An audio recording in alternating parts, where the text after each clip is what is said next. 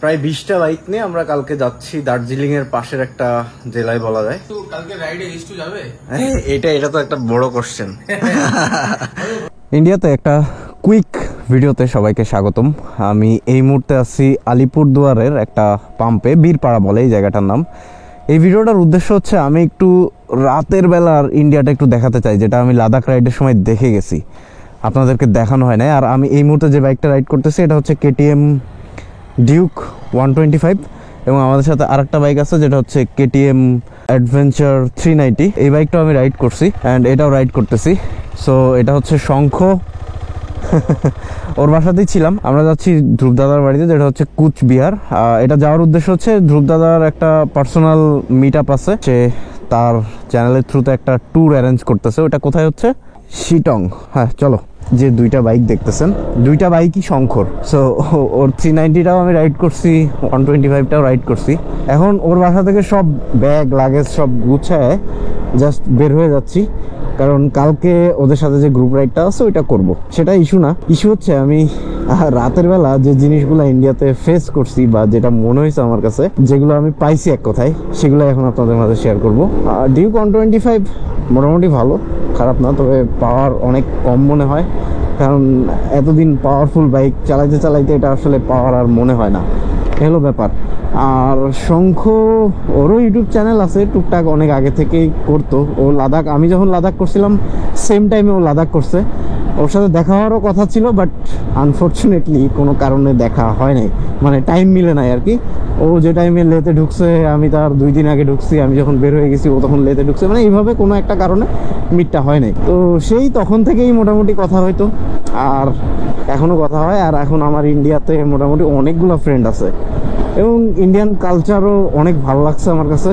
আর আসলে আমাদের বাংলাদেশিদের ইন্ডিয়ান সম্পর্কে যে ধারণাটা, এটা সম্পূর্ণ আসলে ভুল।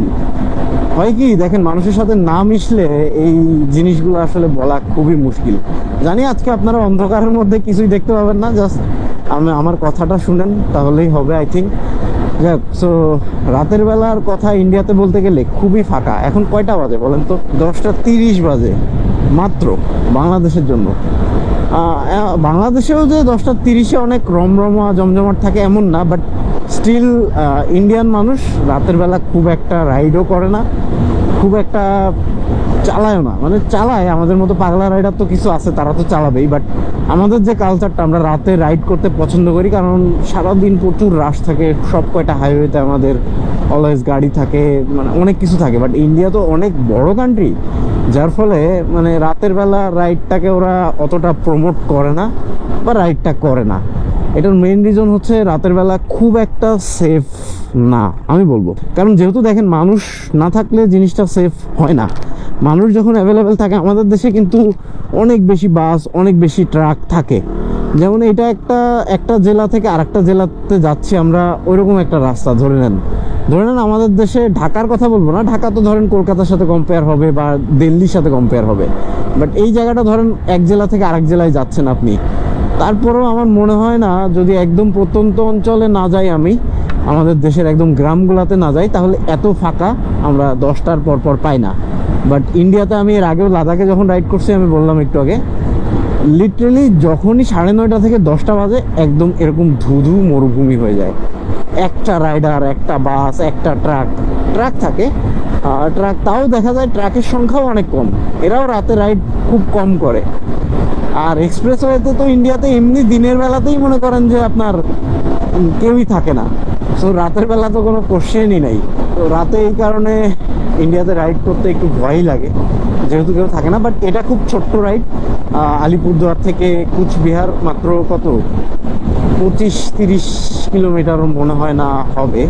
এই ভিডিওটা জাস্ট র্যান্ডমলি শ্যুট করা অ্যান্ড কিছু কথা আপনাদের মাঝে শেয়ার করা। আর আরও কিছু কথা আমি বলে দিই, যেহেতু ভিডিওটা বানাচ্ছি, সো র ভ্লগ হচ্ছে এটা কাইন্ড অফ। আর একটা যেটা বলতেছিলাম, ইন্ডিয়ান সম্পর্কে আমাদের যে ধারণা, বাংলাদেশি মানুষের একটা ক্রিঞ্জ মনোভাব আমি বলবো। আসলে সবাই এক না। আবার ধরেন বাংলাদেশেও খারাপ মানুষ আছে, ইন্ডিয়াতেও খারাপ মানুষ আছে, এটা মানতে হবে ভাই। মানে মানুষ মাত্রই ভালো খারাপ সবকিছু মিলে। দেখেন, খারাপ যদি না থাকতো আমরা ভালোগুলাকে ডিফাইন করতে পারতাম না। এই যে আমার যতগুলা বন্ধু হয়েছে ইন্ডিয়াতে, সবাই খুবই ভালো। ফার্স্ট বৈদিক থেকে শুরু করে কলকাতার, তারপরে এইদিকে হচ্ছে নির্লিপ্ত, এদিকে শঙ্খ, ধ্রুব দাদার সাথেও বেশ ভালো একটা রিলেশন। যাদের সাথেই মিশতেছি খুবই ভালো। আর আরেকটা জিনিস আমি বলে রাখি, আমি কলকাতার হয়তো অত কারোর সাথে মিশতে পারি নাই, বৈদিক দাদার সাথে শুধুমাত্র পরিচয় হয়েছে, সেও যথেষ্ট ভালো, তার বাসাতেও আমি গিয়েছি। ইভেন এইদিকে আসার পরে আমার এই দিক নিয়ে একটা মন্তব্য আছে, কারণ এইদিকে অনেকের সাথে আমার এখন ফ্রেন্ডশিপ আছে, পরাগ দাদা, নির্লিপ্ত, এই শঙ্খ, ধ্রুব দাদা। বাংলাদেশে আমরা যে টানে কথা বলি 80% টান, মানে কথার টান এদিকে মিল আছে। যশোরের ভাষা বলেন বা ঢাকার ভাষা বলেন, কিন্তু কলকাতার ভাষাটা একটু আলাদা। বাংলা এইসব, কিন্তু মানে ওই যে টানটা থাকে না, যেমন আমাদের বাংলাদেশের নোয়াখালীর একটা আলাদা টান থাকে, ঢাকার একটা আলাদা টান থাকে, যশোরের একটা আলাদা টান থাকে। এইদিকের ব্যাপারটা সম্পূর্ণ ডিফারেন্ট। আপনি এদিকে আসলে ফিল করবেন যে আরে তো বাংলাদেশেই আছি আমি। ইভেন মানুষের কালচার, তারপরে আতিথেয়তা একদম বাংলাদেশের মতো ভাই, একদম বিশ্বাস করবেন না। আমি নির্লিপ্তর বাসায় গেছি, শঙ্কর বাসায় গেছি, সবার বাবা মা মানে বাংলাদেশের প্রতি সবাই আগ্রহ প্রকাশ করে যে হ্যাঁ বাংলাদেশ যাব, বাংলাদেশের মানুষের প্রতি একটা টান আছে এদের সবারই, এটা আমি ফিল করছি। এবং আমি সবাইকে দাওয়াত দিয়ে আসছি বাংলাদেশে যাওয়ার জন্য, কারণ তারা আমাকে যে আতিথেয়তা দেখাইছে সেটা আমার কাছে খুব ভালো লাগছে। হয়তো এই ধারণাটা আমাদের বাংলাদেশের মানুষের মধ্যে কম, যে ইন্ডিয়ান মানুষ আতিথেয়তা করে না ওইভাবে, মানে একটু এই মনোভাবটা আমাদের মধ্যে আছে। বাট ট্রাস্ট মি ভাই, দূর থেকে অনেক কিছু বলা যায়। আপনি আসেন, দেখেন, তারপরে মন্তব্য করেন। আর একজন দেখে তো আসলে মন্তব্য করা যায় না বা করা উচিত না, এটা অন্তত শিক্ষিত মানুষরা বুঝে। আপনি 10 জনের সাথে চলেন, সেখান থেকে 8 জন কিরকম ব্যবহার করলে আপনাকে সেটা আপনি ডিটেক্ট করেন। সো আমি স্টিল নাও 5-7 জনের সাথে মিশছি। ইভেন এই যে রাইডটা করলাম নর্থ সিকিমে, এখানে কলকাতার অনেকে ছিল, বিহারের অনেকে ছিল, আরও মুম্বাইয়ের অনেকে ছিল। সবাই বাংলাদেশকে ভালোবাসে, বাট ওই যে একটা কন্ট্রোভার্সি চলে ফেসবুকে, ওইটা নিয়ে সবাই একটু মানে হ্যাঁ ভাই এইগুলা দেখি ফেসবুকে, এটা কি ঠিক? বাংলাদেশের মানুষ কি এরকম? আবার আমরা বলি ইন্ডিয়ান মানুষ কি এরকম? ব্যাপারটা হচ্ছে ওইটা ভাই, মানে আপনি কে কিরকম, এটা আপনি যদি শিক্ষিত হন, শিক্ষিতর মতো পরিচয় দিবেন। আর আরেকটা ব্যাপার খুব খুব খুব বেশি আঘাত করে, যেটা আমাদের ব্রিটিশ আমল থেকে ব্রিটিশরা আমাদের মধ্যে ঢুকাই দিয়ে গেছে, সেটা আমরা এখনো বহন করতেছি। যেটা হচ্ছে ভাই, ধর্ম নিয়ে খুব বাড়াবাড়ি হয়।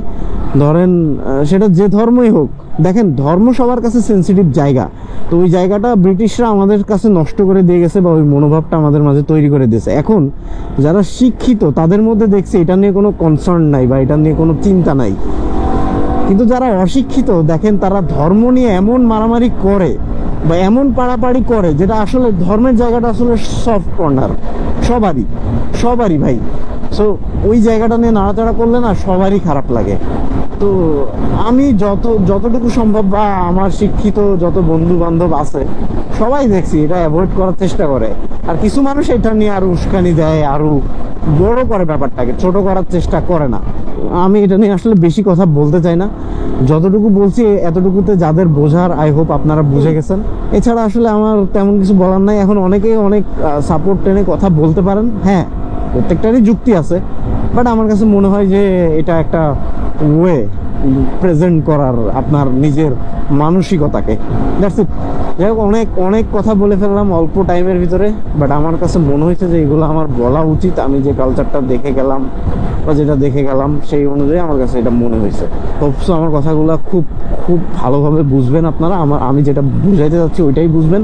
হয় কি, অনেকে একরকম বলি, অল্প একটু কথা শুনে ওইটাকে মানে হাইলাইট করে, বাট এখন আর ওই যুগটা নাই, কাটের যুগ নাই ভাই। ফুল ভিডিওটা যেভাবে দেবো ওইভাবে আপনি অবশ্য দেখবেন। সামনে একটা সুন্দর গেট দেখতে পাচ্ছেন, এটা কুচবিহারে এন্ট্রি দেওয়ার গেট। আমি ফার্স্ট টাইম এই খাগড়াবাড়ি এসে বাস থেকে নামছিলাম, অ্যান্ড এখান থেকে গেছিলাম আলিপুরদুয়ার। ওয়াও, জোস। এই গেটটা অনেক বেশি ভাল লাগে, দিনের বেলা ভাল লাগে, বাট রাতের বেলা লাইট দেওয়ার পরে আরও বেশি ভাল লাগতেছে। এটা হচ্ছে কুচবিহার সিটির মধ্যে আমরা ঢুকে গেছি, অ্যান্ড দেখেন সিটির মধ্যে কত আলো, কত সুন্দর। ওয়াও, বাট সবই বন্ধ হয়ে গেছে। ভালোই লাগতেছে তো, এই সাদা দেওয়াল, সাদা লাইট, একদম চকচক করতেছে। ধ্রুব দাদার বাসার গলিতে ঢুকে গেলাম। এই রাস্তাতেই H2 রাইড করেছি, ZX10R রাইড করেছি। ভালোই লাগে মনে করতেই ভালো লাগে। আর ধ্রুবদাদার বাসায় আসলে এটাও ভালো লাগে যে মানে আমার স্বপ্নের বাইকের কাছে আমি আসছি, এটাই মনে হয় আমার বারবার, এই জন্য খুবই খুবই ভালো লাগে। ওকে, কালকে রাইডের জন্য এখানে আরো অনেকগুলা বাইক আছে, সো এভাবেই রাখতে হবে। প্রচন্ড গরম ভাই, আজকে 42 ডিগ্রি উঠছিল আলিপুরদুয়ার আর হচ্ছে কুচবিহার, দুই জায়গাতে 42 ডিগ্রি। টের পাইনি কারণ ওর গাড়িতে ছিলাম, পুরো এসি অন ছিল। যখনই নামছি ভাই শেষ। তারপর রাইড করে আসলাম, তো দাদাদের সাথে দেখা দিই, দাদার বাসা। দাদাকে তো আর দেখানোর কিছু নাই। এ হচ্ছে আসামের একজন ইউটিউবার, নিকো ব্লগস। ও আসামের ভাষাতে ভিডিও করে। আর একজন আছে সোহেল ভাই। এখানে যারা আছে সবাই এখানে বাইক নিয়ে আসছে। এই যে নিচে আমরাও কিন্তু বাইক ভরে ফেলছে, আচ্ছা দেখা যাচ্ছে না, এই ধরে নেন আর কি। এখানে 4-5টা বাইক আছে, প্রায় 20টা বাইক নিয়ে আমরা কালকে যাচ্ছি দার্জিলিং এর পাশের একটা জেলায় বলা যায়, ওখানে রাইড হবে। সেটা নেক্সট ব্লগেই দেখেন আমরা কোথায় যাচ্ছি। ইন্ডিয়ান অনেকগুলো ভাই ব্রাদারের সাথে রাইড হবে, সো এটা এনজয় হবে। যাই হোক, তো আজকের ভিডিও এতটুকুই। আজকের ভিডিওতে কোনো ইনফরমেশন নেই, জাস্ট একটা ভিডিও করা দরকার। ভাবতেছি রেগুলার এইভাবে আপডেট দিব নাকি। কালকের ভিডিওতে কি H2 কালকে রাইডে H2 যাবে? এটা তো একটা বড় কোশ্চেন। আমি ভাবছি বুঝছো। আচ্ছা এটা থাক সারপ্রাইজ থাক। কালকে একটা যাবে, একটা 1000cc যাবে। এখন কোনটা যাবে আপনারাই বলেন, আর দাদার উপরে ডিপেন্ড করতেছে, দেখা যাক। ওটা কালকে সারপ্রাইজ থাকবে। ওই যে আরেকটা কমেন্ট করতে ভুলবেন না যে রেগুলার কি এইভাবে ছোট ছোট আপডেট দিব নাকি বড় করে ভ্লগ করবো বা একটা মোমেন্ট নিয়ে ভ্লগ করবো, সেটা জানাবেন, চেষ্টা করবো। সো সবাই ভালো থাকেন, সুস্থ থাকেন, আল্লাহ হাফেজ, আসসালামু আলাইকুম।